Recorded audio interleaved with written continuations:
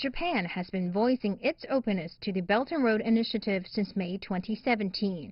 Abe said earlier last year that Tokyo would, quote, probably respond to individual cooperation programs related to the initiative that aims at achieving common development. Analysts say that under the initiative, third-party market cooperation will be a focal point in China-Japan collaboration. Abe then paid a 3-day visit to China in October 2018, the first by a Japanese prime minister since 2011. When meeting with Abe in Beijing, President Xi Jinping said China-Japan ties were, quote, back on track and gained positive momentum with concerted efforts by both sides. He urged Japan to play a more active role in the Belt and Road Initiative cooperation. Abe indicated that the BRI had great potential for development, including third-party collaboration.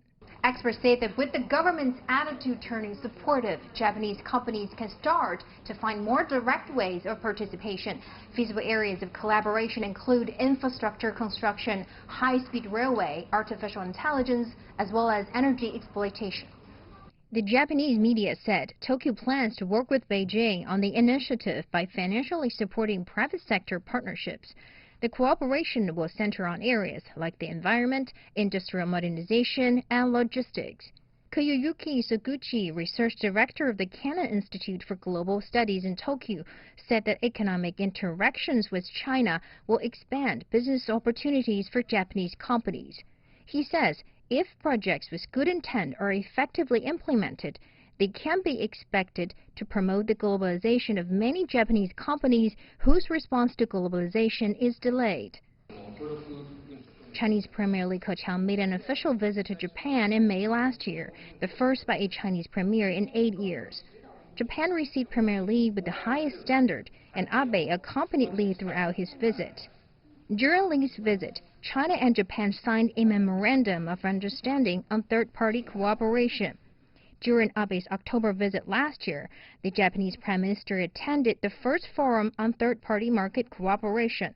50-plus cooperation agreements worth more than $18 billion were signed, an indication that cooperation in this regard is bound to become a new pillar for pragmatic cooperation.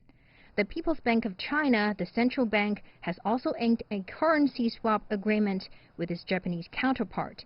The move is aimed at enhancing financial stability in the two countries and facilitating bilateral economic and financial exchanges.